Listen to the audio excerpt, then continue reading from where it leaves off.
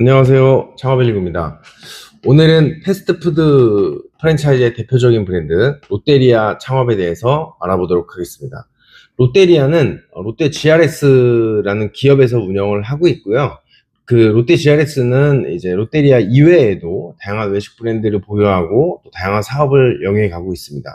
그 소속되어 있는 브랜드를 좀 보면 롯데리아, 엔젤리너스, 크리스피 크림 도넛, 그리고 투투머스, 무쿄쿠, 쇼콜라 팔레트, 마루가메 우동, 스템브루, 커피 업종부터 패스트푸드, 음식 브랜드까지 다양하게 좀 하고 있고요. 이 외에도 꼽을 수 있는 대표적인 사업은 컨설팅 사업 분야가 있습니다. 그거는 대학 병원이나 공항, 이렇게 좀 특수한 상권에 일부 상업시설을 입찰을 통해서 전체적으로 운영 관리를 하는 사업이고요. 예, 그런 사업까지. 어쨌든 외식과 관련된 사업을 전반적으로 하고 있습니다. 예, 돌아와서 롯데리아를 보면, 롯데리아는 현재 전국에 약 1200개에서 1300여 개 정도의 매장을 직가맹점 형태로 운영하고 있고요. 예, 추이를 보면 직영점은 조금 줄어들고 있는 추이고, 예, 수치로 봤을 때는 롯데리아는, 가맹점은 점점점 늘어나고 있는 추세입니다. 예, 근데 이미 전국에 1200~1300개의 매장을 보유하고 있다고 하면 사실 패스트푸드 업종에서는 이미 상한선을 거의 도달했다라고 보시면 될 것 같고요. 그로 인해서 신규 개설은 연에 한 20개에서 50개 정도 이렇게 이루어지고 있고요. 또 양도양수는 현재 연에 100개 전후의 건수가 발생되고 있습니다. 즉 한 100명에서 50명 사이에 가맹점주가 새롭게 발생이 되고 있는 거죠. 여기서는 기존에 이제 부모님이 운영하던 매장을 명의 변경으로 받는 경우들도 있을 거고요.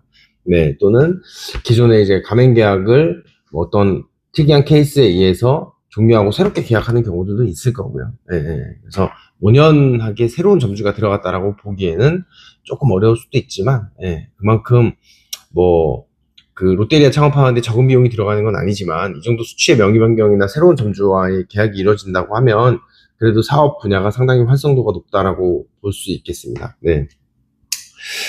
네, 첫 번째로 롯데리아 창업 비용을 보면 공식 홈페이지에 나와 있는 비용은 가맹금 550만 원, 그리고 초기 경영 지도비 1,100만 원, 그리고 교육비 230만 원 해서 1,881만 원이 기본적으로 발생되는 공통 사항이고요. 그리고 이제 기존에 투자하는 기준은 기준 면적은 실평수 40평 기준입니다. 40평, 60평 이렇게 두 가지 모델로 해서 창업 비용들이 나와 있고요. 40평 기준으로 봤을 때는 아까 공통적으로 발생되는 비용 포함해서 약 3억 3천만 원의 비용이 발생되고요.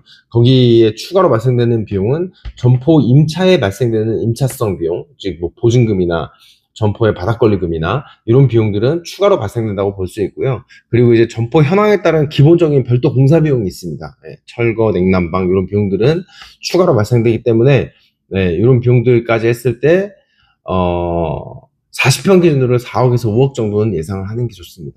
네, 이 60평까지는 롯데리아에게는 제가 생각했을 때는 조금 규모가 크고 부담스러울 수 있다라는 생각이 좀 들고요.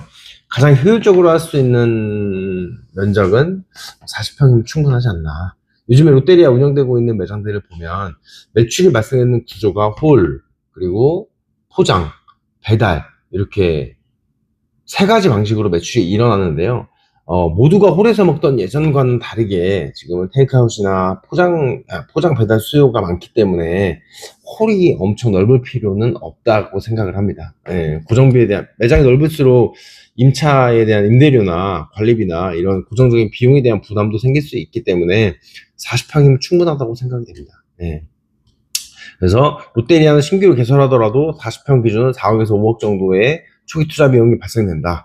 네, 그렇게 볼 수 있고요. 이 이외에도 본사와의 계약 관계에서 발생될 수 있는 물류 보증 비용금이, 예를 들어 보증금이 발생되는데 이게 한 5,600만 원 정도 되는데요. 이거는 보증보험 증권이나 또는 부동산 담보나 다른 대체할 수 있는 요인이 있기 때문에 현금으로 어떤 부담이 생긴다고 볼 수는 없을 것 같습니다. 네, 그래서 실제적으로 4억, 5억 정도 생각을 하시면 될 것 같고요.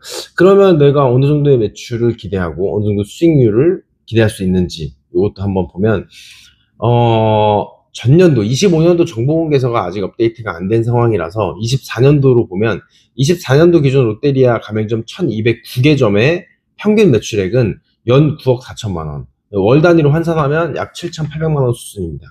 네. 그래서 이 정도 매출 7,800만 원, 약 8천만 원에 가까운 매출이 발생됐는데 전년도에도 뭐 비슷한 수준이지 않을까 하고 예상이 좀 되고요.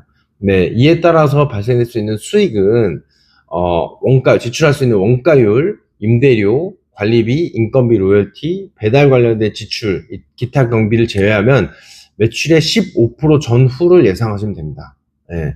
이거는 뭐 매장 운영하고 있는 가맹점 또는 운영될 가맹점의 고정 비용, 임대료나 이런 비용에 따라서 편차가 좀 생길 수 있고요. 또는 배달 매출 비율이 특이하게 높은 곳이 있습니다.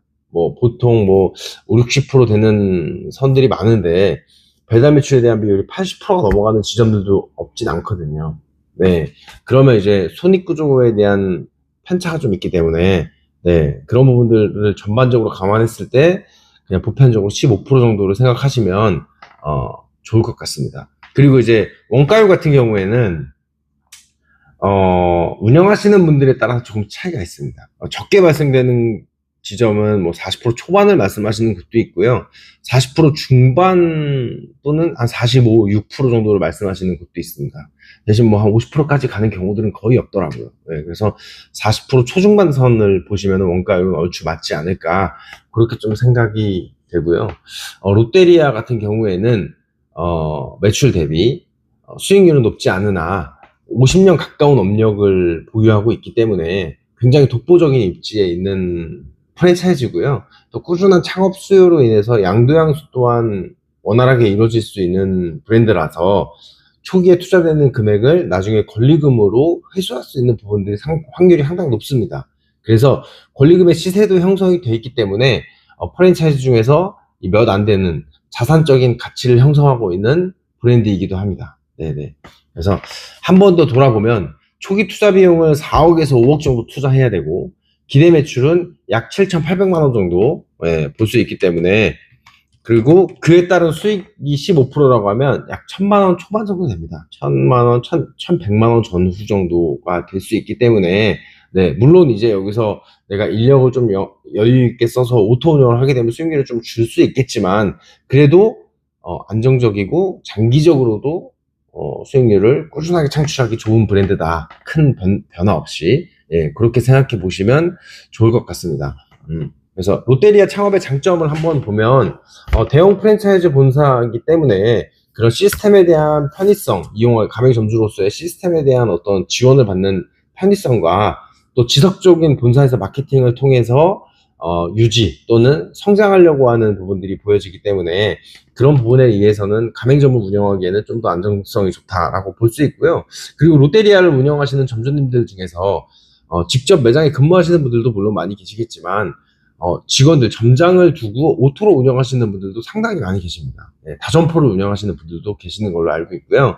점장을 한 명이 아니라 두세 명을 두고 매니저까지 해서 두세 명을 두고 나머지 직원 및 알바생들을 구성해서 오토 운영으로 하시는 분들도 많이 계십니다. 예, 그래서 그 롯데리아 창업을 알아보시는 분들 중에서도 그런 목적으로 오토 운영을 목적으로 계획하고 계시는 분들도 많고요. 패스트푸드 업종을 조금 한 번 더 설명을 되짚어보면 패스트푸드 업종은 진입장벽이 높습니다. 우리가 저가커피 브랜드를 보면 저가커피 브랜드 엄청 많잖아요. 네. 그래서 어느 정도 궤도까지 1,000개 이상의 궤도까지 올라오는 브랜드들도 꽤 있고 사업을 지속적으로 이어가는 브랜드들도 많이 있습니다. 하지만 롯데리아 같은 패스트푸드는 우리가 꼽아보면 꼽을 수 있죠. 맥도날드, 버거킹, 롯데리아. 또 이 이외에 조금 밸류가 낮은 브랜드들을 보면 노브랜드 버거, 맘스터치, 뭐 프랭크 버거 뭐 이런 버거 브랜드들이 있죠. 손에 꼽을 수가 있습니다. 버거 브랜드는 이 기타 수제버거라고 할 수 있는 브랜드나 여러 가지 브랜드가 있지만 사실 들으면 잘 모르는 브랜드들 수준으로 레벨 차이가 많이 납니다.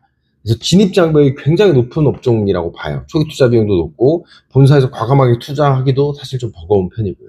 그래서 버거킹, 맥도날드, 롯데리아를 제외하고 이 부분까지 매장 수로 올라온 데가 맘스터치고요.